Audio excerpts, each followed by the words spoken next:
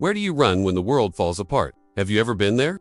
Today you'll discover how to find refuge in the motherland, why the 7 unrevealed messages of Medjugorje can change everything. Picture a quick scene, sharp cuts, a soaring soundtrack, and a voice asking what truly matters when the ground disappears beneath your feet. Stay with me until the end, because what you discover now may surprise you and may be exactly what your family needs to face uncertain times. In this powerful opening, I want you to feel both urgency and hope. This isn't just theory. We're talking about concrete signs, spiritual practices, and a practical plan to protect those you loved. Throughout this video, we'll uncover messages that have been whispered in silence. Symbols like fire and the rose that appear in visions and guidance. For discerning times of tribulation, this isn't sensationalism, it's an invitation to inner preparation and responsible action. You'll hear about signs you can observe in your daily life, how silence can be a powerful form of discernment, and simple practices of prayer, fasting, and reconciliation that strengthen your home. All of this is anchored in the messages of Medjugorje, reinterpreted in a practical way for your daily routine. How to transform a spiritual recommendation into clear steps your family can follow. Today, I know the word prophecy is scary, so here we'll translate the language of signs into human, practical, and accessible actions. As the soundtrack builds tension, imagine yourself making decisions calmly, recognizing the signs and knowing what to do. This is what I promise to deliver. Clear signals, effective practices, and a practical plan to protect your family. You won't leave here just afraid, but with the tools to act. And if you've ever doubted the power of silence, be prepared. Stillness can be the key to hearing what the mother is trying to tell us. Throughout the narrative, we'll intersperse testimonies, interpretations of the messages, and practical exercises. For homework, nothing abstract, everything applicable. You'll learn to identify false urgencies, build a spiritual refuge within your own home, and recognize when it's time to act. It's not magic, it's spiritual discipline combined with practical wisdom. And yes, we'll discuss visible signs and inner intuitions that are confirmed over time. Now, before we move on to the sections where we'll detail each of the 7 messages, they mean, how they appear in worldly signs, and what daily routine you can implement, take a deep breath and pay attention. What comes next will transform worry into action. Stay with me until the end, because in the next sections, I'll show you step by step how to put together this practical plan to protect your family. Interpreting the signs and applying the practices that really work in, it all starts with the first sign, which we'll uncover in the next section. But before we dive into the first message, I want to ask you something simple and powerful. If this topic resonates with you, leave a comment with what touched you most, an experience you've had, or even a question that's been lingering.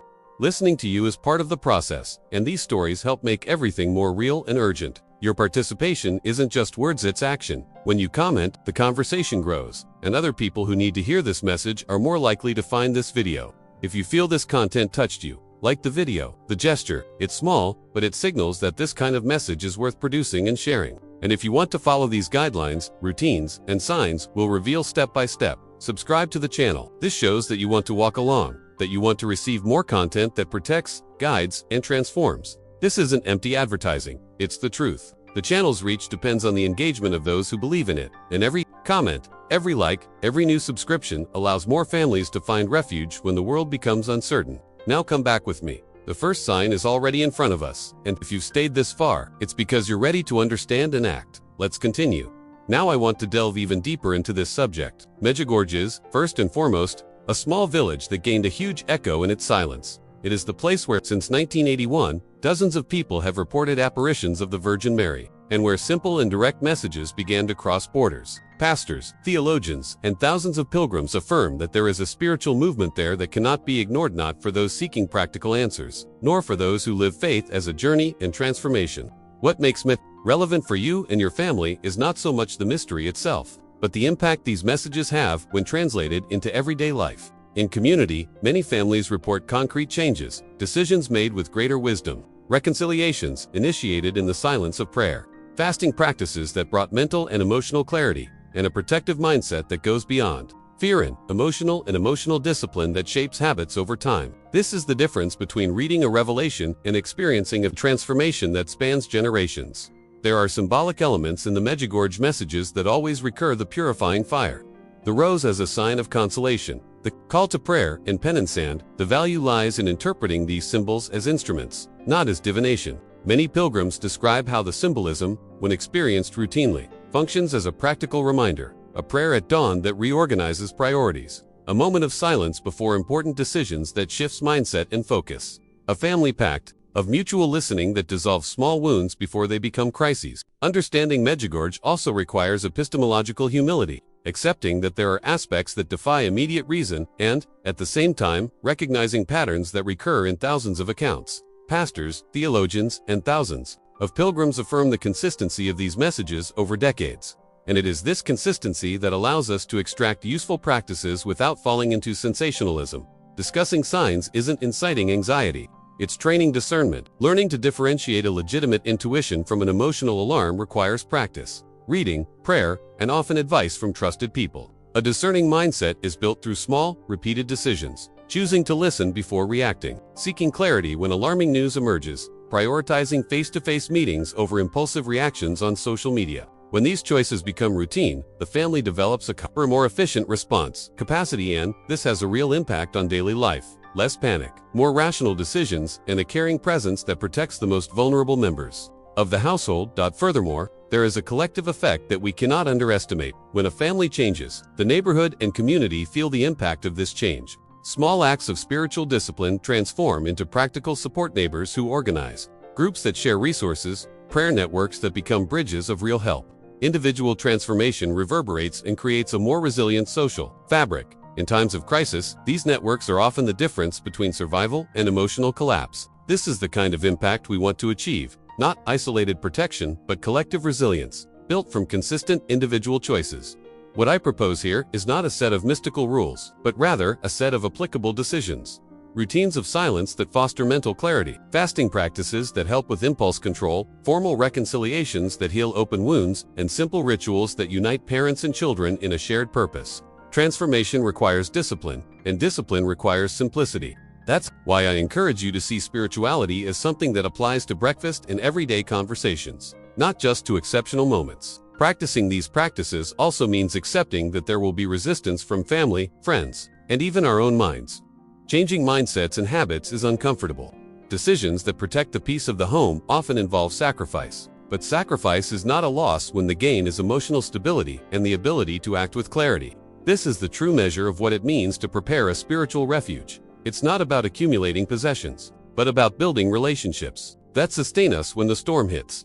Behind the scenes of pilgrimages, there are stories that sound like chapters in a journey. People who returned, transformed, relationships rekindled, life-changing decisions made from collective silence. These stories are not legends. They are tangible accounts that help build confidence in the proposal to act with sobriety. Small, almost imperceptible revelations that, when pieced together, reveal a pattern. This pattern is useful for those seeking not only solace but also a plan of action that brings security and meaning. The hidden truth, when discovered in the details of everyday life, loses its apocalyptic tone and gains the serene flavor of those who do what is necessary to maintain peace. Bringing authority to the conversation, remembering that pastors, theologians, and thousands of pilgrims affirm the consistency of these messages is not an invitation to uncritical acceptance, but an invitation to experiment. Start with modest steps, observe the effects, adjust, and continue. The journey of transformation is not accelerated. It is cumulative. Seemingly small decisions, added together over weeks and months, produce a surprising impact. Imagine that some of these small gestures, a home with less tension, with more thoughtful decisions, with children who learn to deal with fear in a practical way, with neighbors who become a support rather than an isolation. This is the impact we seek to build. And now, delving even deeper into practice. Imagine for a moment that these practices become routine in your home, that morning silence becomes a space for decision-making, that a table becomes a place for reconciliation, that a brief pact of fasting takes place before big choices. Think of the cumulative effect over months and years, small decisions that, when added together, change destinies. This is the proposal that emerges when we read the messages of Medjugorje with a practical eye and a willing heart, not easy promises, but a method to protect what matters most. Comment: I'm on this journey too. Now I want to delve even deeper into this subject. And for that, I need you to stay present, because what comes next is the map that will guide us through this journey of transformation, mindset, and practical decisions. The Medjugorje calls are not simply pretty phrases spoken at a distant altar. They appear as seeds of a hidden truth that, when cultivated in daily life, has a real impact on the home, on emotional health, and on relationships. Think of it as a behind-the-scenes script, not a show, but a set of practices that reveal the inner workings of a resilient family. There are 7 unrevealed messages, and each touches different points of human life. Some speak of purification, others of a call to family, another speaks of silence. and there are messages that point to personal responsibility, to the need for reconciliation, to the awakening of a practical faith that translates into simple gestures. I won't list everything in detail now. I just want to give you a glimpse that will spark curiosity and make you realize that these are not abstract concepts, but tools for concrete decisions. Observing the consistency of apparitions and reports, over the decades, we perceive patterns, an insistence on prayer that is not ritualistic, but a discipline of affection that rebuilds behaviors, a call to fasting that acts as a mental training, helping to clarify priorities and reduce impulses that undo peace, a call to reconciliation that rebuilds the relational fabric before small ruptures become deep wounds. When we combine these practices, silence, prayer, fasting, reconciliation, spiritual vigilance, family care, social responsibility, we build a framework that functions as a toolbox for times of crisis. This is where transformation happens, not through miraculous promises that relieve you of the responsibility to act, but through repeated decisions that change the culture of the home and, consequently, the fabric of the community. Imagine a home where morning silence is treated as a space for decision-making, where before reacting to alarming news, there's a family agreement to fact-check, pray, and talk, where a simple practice of fasting before big decisions acts as an emotional break that prevents regrets, where asking for forgiveness is valued more than proving oneself right. These are practical examples that emerge from the messages and that, when implemented, produce tangible results. The mindset that develops is less reactive and more deliberate. The family learns to make decisions with less drama and more clarity. And this change in attitude is contagious, not in the sense of collective panic, but of collective resilience.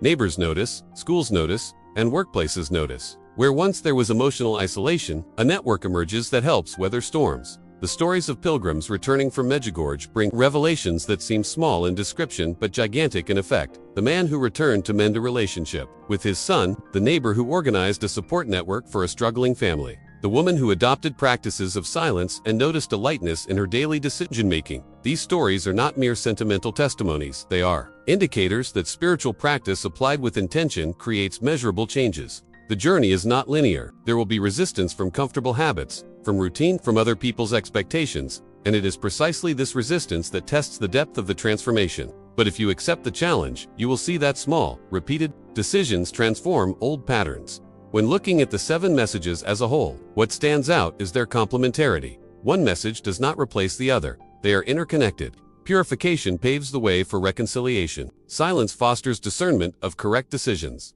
Care for the family guides concrete protective practices. Instead of treating each message as an isolated decree, embrace them as parts of a single mechanism.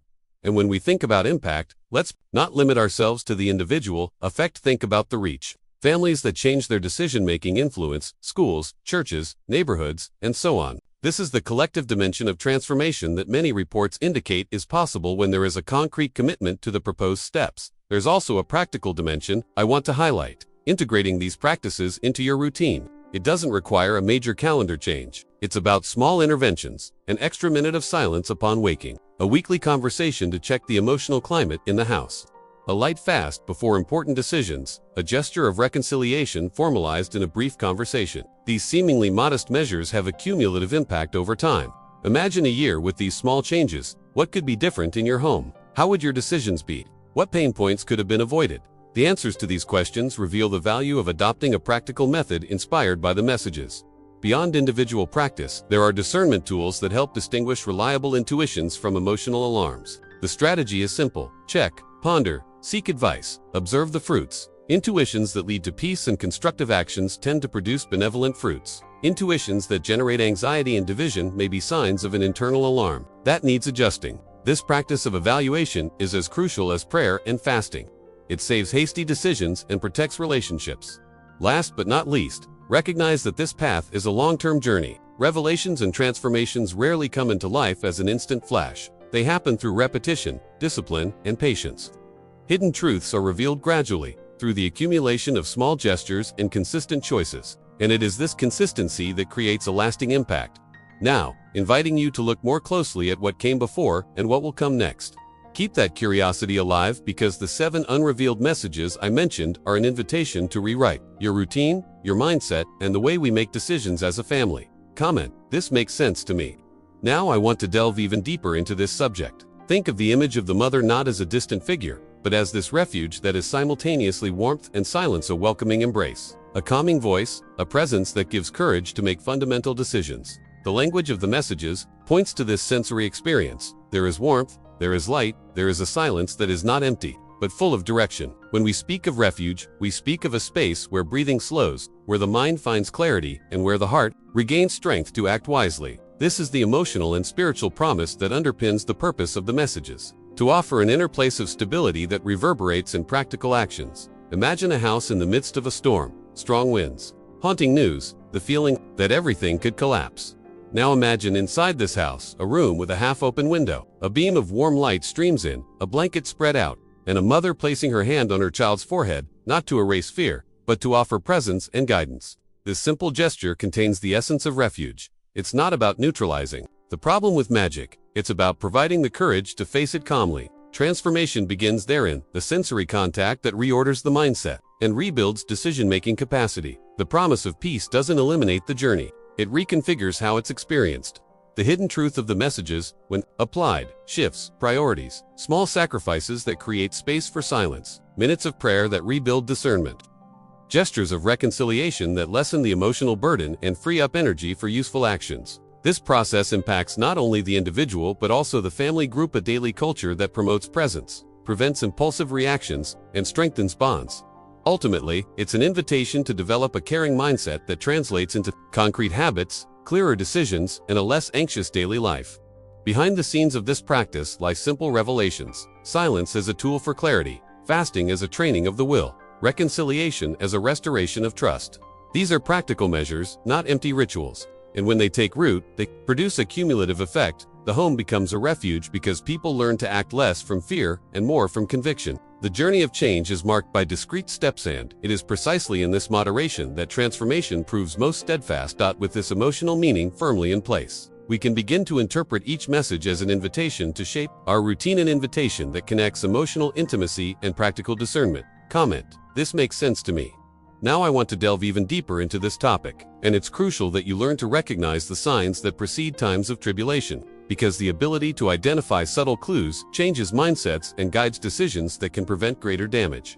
Not all signs are dramatic. Some are nearly invisible, as subtle as a change in tone in daily conversation. Others manifest in the social and spiritual fabric around us.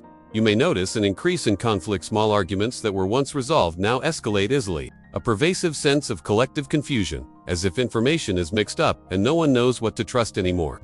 Pressures on faith, as spiritual practices are sidelined or discredited by a sense of material urgency. Also pay attention to increased rumors and polarization in close relationships, the waning of gestures of affection in everyday life, and the tendency to make decisions solely on impulse, without reflection. There are economic and practical signs. Of course, local hardship, restrictions that alter habits, difficulty accessing essential goods, but the most dangerous signs are those that corrode the heart: increased collective anxiety, loss of empathy, trivialization of others' suffering. In many cases, you'll notice changes in the behavior of children and young people, silent evidence that the household culture is being affected. Sign number 3 appears in the family. Don't ignore it. This means that something that begins as internal discomfort can be the first harbinger of larger changes. An early reaction adds impact and offers a margin of control.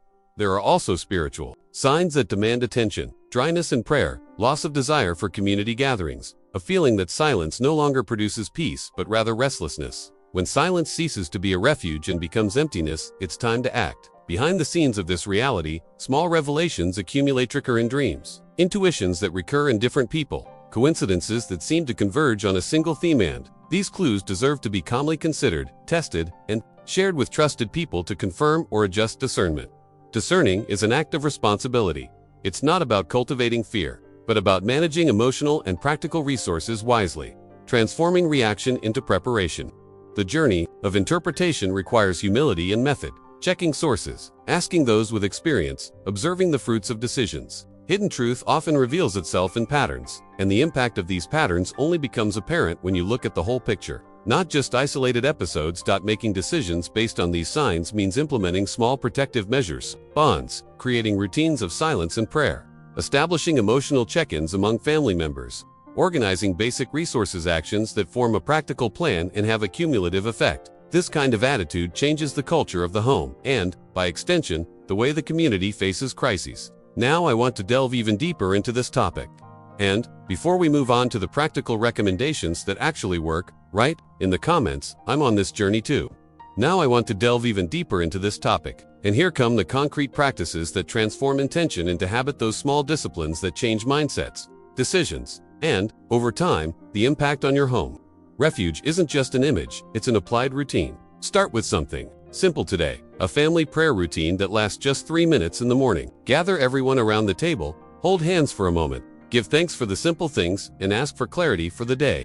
This short gesture already changes the emotional climate of the home and sets the stage for calmer decisions throughout the day. Think of it as a practical adjustment that aligns heart and mind before the pressures of the day. Also include a moment of deliberate silence for discernment. Take 2 minutes before making big decisions, before responding to a heated message, before accepting a commitment, before reacting to news. Close your eyes, take 3 deep breaths, and ask yourself, does this bring peace or create division? Silence here acts as an emotional break. It's a simple, almost invisible practice, but with a cumulative effect. If you like, formalize it, post a note in a visible place reminding everyone in the house to pause to deal with information overload. Try a practical digital fast. Choose a 1-hour screen-free window in the evening. No social media. No news for the family to talk, read, or just be together. On weekends, take a half day off from social media morning or afternoon, and notice how the quality of conversations and sleep improves. This type of fasting acts as a mindfulness training. It's a modern replica of traditional fasting that helps train willpower and clarify priorities. As for fasting, start with short, safe fasts, skipping a meal occasionally, or choosing 1 day a week to do a light fast if your body and health allow. Can be an exercise in discipline that refines decisions and reduces reactivity. If you have medical conditions, adjust with professional guidance. The idea is to use fasting as a tool for inner transformation, not as an extremism, translating the practice into emotional control and clarity of purpose. Practicing rapid reconciliation is also an actionable routine. Establish a 5-minute weekly check-in where each member can express how they feel. Without excuses, just listen. Agree that, while listening, no one interrupts. We validate the feeling and seek practical action to improve the following week. These small rituals resolve tensions before they become crises and demonstrate how the hidden truth of messages becomes palpable in everyday life. To integrate all of this, start small. Choose 2 practices per week and maintain them for 30 days. Observe the results, adjust, and repeat. Transformation happens in the accumulation. Thought-out decisions become habits. Habits create family culture, and family culture produces a real impact on the community. Now, with these practices in mind, pay attention. The next step is to learn how to apply each of the 7 messages practically in your daily routine. Comment, "I'm on this journey too." Now I want to delve even deeper into this topic. Imagine rituals so simple, they seem like small, everyday gestures, but which function as guiding principles of an emotional and spiritual protection strategy. Practices that repeated, change mindsets, affect decisions, and create a haven where the family finds calm and direction. Begin the evening with a short, 5-phrase prayer of protection. Thanksgiving, a request for light for those living in the house, a wish for courage to face difficulties, and a silent blessing over each room. Make this a sensory moment. Turn off bright lights, light a candle or leave a low lamp. Hold the hand of the person next to you, and feel the warmth of their touch as a concrete reminder of presence. This nightly ritual acts as a closing of the day and as emotional anchoring. It's not a spectacle. It's an emotional discipline that transforms the environment. Another powerful practice is the family blessing table.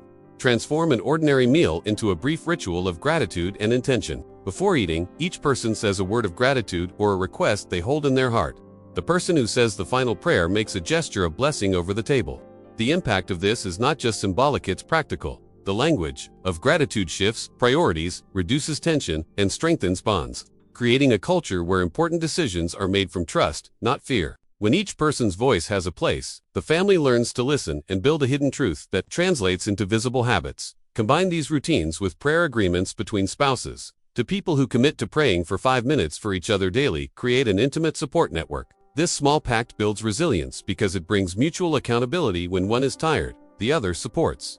When one wavers in faith, the other prays. It's a behind-the-scenes technique, a commitment routine that has practical benefits. More patience, less reactivity, and less hasty decisions. The transformation that emerges from these agreements is slow but profound. Its effect is cumulative and manifests itself in simple conversations, in apologies that now come more easily, in reorganized priorities. To be effective, rituals need to be short and repeatable. Rituals that last too long tend to fail. So propose short durations, 3 minutes of nighttime prayer, 5 minutes at the table, 2 minutes of silence before decisions, and a weekly check-in pact between spouses. Consistency is what gives substance to the practice. Repetition transforms gesture into habit, and habit into family culture. When culture shifts, the impact extends beyond the walls of the home. Neighbors notice, friends notice the difference, and the community can become a space of resilience rather than isolation. Practices also need to be adaptable. Each family knows its limits and possibilities. The idea is to start with what's feasible and build discipline gradually. This isn't a mandatory routine, but rather conscious choices that foster protection. Hold on to these practices as practical tools, rituals that don't promise to eliminate problems, but that prepare the heart to face them with greater clarity and courage. Comment: this makes sense to me. Now I want to delve even deeper into this subject and to show how these practices become a reality in people's lives. Let me tell a story from behind the scenes, a testimony that translates transformation into concrete feelings and decisions. It was an ordinary house on a rainy afternoon. The rhythmic sound of drops on the roof filled the silence, while in the kitchen, a soft candlelight cast long shadows on the table. Anna, a mother of 2, was experiencing a weariness that could no longer be put into words. Interrupted nights, old arguments that resurfaced for any reason, a feeling that the family was drifting aimlessly. It wasn't a spectacular drama, but a slow erosion of affection. The hidden truth there was made of weariness and fear disguised as routine. One day, amidst this exhaustion, Anna decided to try something simpler, practice that had emerged from a pilgrimage conversation. 3 minutes of family prayer every morning and a minute of silence before important decisions. The first week, it seemed like little. In the second, the words began to change the tone of conversations. In the third, the oldest son looked at his father and said, without fanfare, "I feel like we're closer." The impact didn't come as a cinematic miracle. It came as a shift in mindset that allows for clearer decisions. The mother, who had previously reacted with irritation, began to pause, breathe, and respond with more presence. One night, after a disagreement over bills, Anna and her husband sat at the table, lit a candle, and made a pact. 5 minutes of uninterrupted listening. The sound of the rain, the smells of dinner, the warmth of hands clasped in the center of the table, all of this created a conducive environment for reconciliation. Their youngest son fell asleep in his mother's lap. The silence there wasn't empty, it was filled with reparation. Reconciliation came with simple gestures, an apology, a sincere explanation, and the joint decision to create a weekly blessing ritual at the table. This created a ripple effect. Neighbors noticed less noise. The school noticed a calmer student, and the local community gained a small core of support. What this story reveals is that practices as simple as brief prayer, deliberate silence, and a blessing ritual create an emotional Havana, safe space where important decisions can be made calmly. Transformation doesn't require grandiosity, it requires persistence. The journey is made up of repeated steps, adjustments to routines, and choosing, moment by moment, to act from conviction rather than impulse. Behind the scenes of this recovery are revelations about how small interventions change behaviors and shape family culture. If you look closely, you'll see that many similar stories share common patterns. Short rituals that anchor the family, silent exercises that improve discernment, digital fasts that restore attention. These practices are impactful because they transform habits and, consequently, decisions. And now, maintaining this climate of intimacy and change, I invite you to reflect on a simple gesture that you can begin today in your home. Comment below, "This makes sense to me." Now I want to delve even deeper into this subject. Discernment is the bridge between feeling and action, between a fleeting intuition and a decision that truly protects the one you love. It's not esotericism or intellectual coldness. It's a practical art, a mindset built with simple habits and over time. When we talk about messages, visions, or signs, the first rule is basic and firm. Any indication you take seriously must be consistent with the gospel: love, humility, service to others, and acceptance of the poor and vulnerable. If a supposed revelation promotes division, pride, or hatred, it fails the essential test. This is a measure that filters out much of the sensationalism that circulates behind the scenes on social media and transforms the discussion into something useful for family and community. Another valuable rule is that of fruits. Observe not only the theoretical content of the message, but its practical results in people's lives. Does it generate peace? Does it provoke conversion? Does it promote attitudes of responsibility and clearer decision-making? Good fruits don't mean an absence of struggle, but rather signal real change, less panic, more presence, more protective actions. If the message leads to paranoia, isolation, or personal gain for the one spreading it, be suspicious. Discerning also requires time. True revelations withstand testing, persist, and are confirmed in people's journey of transformation. Instant revelations that demand dramatic and immediate actions are often emotional traps. Furthermore, avoid the spectacle criterion. Authentic messages typically don't seek the spotlight. They invite silent service, daily prayer, and practical decisions. If communication demands sensationalism, easy promises, or the sale of miracle solutions, it's probably not aligned with mature spirituality. Always consult trusted people, pastors, theologians, spiritual leaders, and compare interpretations. Communal discernment reduces the risk of individual errors and brings to light perspectives you might not see alone. In family decisions, this practical humility is a shield. To make this actionable, I propose 3 quick questions you can use as an immediate test for any alleged prophecy. A. Is it aligned with the values of the gospel? Love, humility, and service? B. Does it produce fruits of peace, conversion, and more responsible decisions in the lives of those involved? C. Does its expression seek to promote quiet service, or does it garner notoriety and sensationalism? Ask these 3 questions calmly and note your inner response. If 2 of them point to caution, take protective measures. Talk to leaders, wait, and observe the fruits over time. Discernment is also a daily practice. Train your ability to pause, evaluate, and make decisions with less emotional charge. Use silence as a tool to check in before acting. Ask for advice. Observe how choices reverberate in emotions. This is the difference between reacting to alarm and building a thoughtful plan. Hidden truth is patient. It reveals itself in the consistency of small actions and the impact they have on those who practice them. With this clarity, it becomes easier to apply criteria to the concrete messages we'll analyze, interpreting each one responsibly, and keeping an eye on the transformation they promise to bring to family and community life. Comment: this makes sense to me. Now I want to delve even deeper into this topic. To recap clearly, the 7 unrevealed messages point to 3 essential axes in our preparation: family protection, and trust in the mother. And all of this translates into practices that shape transformation, mindset, and everyday decisions. But what does this mean in practice? It means building a simple, applicable plan that brings the hidden truth of the messages into your daily routine, generating a real impact on your home and community. Now comes the part that can transform your home: a 7-day mini plan designed for you to try, adjust, and feel the immediate effect. On day 1, begin with family prayer in the morning, just 3 minutes around the table, eyes closed, a brief thanksgiving, and a request for clarity for the day. On day 2, introduce a deliberate 10-minute silence before dinner or before important decisions. Use this time to breathe and discern. On day 3, do a practical digital fast, an hour without screens in the evening, without news, to encourage real conversations. Day 4 will surprise you, because it's the time to put into practice a blessing ritual at the table that has the power of reconciliation. On day 4, light a candle in the evening and say a simple blessing before the meal, asking for protection and asking each person to say one thing they are grateful for. It's a short gesture that creates an emotional refuge. On day 5, try a light food fast or a symbolic renunciation, if health allows, as a way to train the will and reduce impulses. On day 6, promote a 5-minute family check-in. Each person shares their feelings of the day without justifications. Keep this in mind, because the 7th will bring an invitation to solidify the new rhythm. On the 7th, organize a practical act of care, sharing a kind word with a neighbor, helping someone in the community, or formalizing a prayer agreement between spouses, a gesture that connects domestic intimacy to the social fabric, amplifying the impact. During these sequences, pay attention to the editing rhythm. Short, tense cuts during trigger transitions, voiceovers with sensory images to reinforce emotion, close-ups for intimacy, and epic images for authority when mentioning history and testimonies. Use short transitional phrases, but what does this mean in practice? To maintain attention, and insert gentle cliffhangers at turning points. For example, after day 3 says day 4 will surprise you to engage the viewer without forcing the drama. Behind the scenes, this editing creates a contrast between the intimate and the collective, showing that small decisions have repercussions. The proposed journey is experimental. Start small, observe, adjust. Transformation doesn't happen by virtue of a single gesture, but by the accumulation of coherent decisions over the days. These practices shape a caring mindset, strengthen bonds, and make the home an effective refuge from the storm.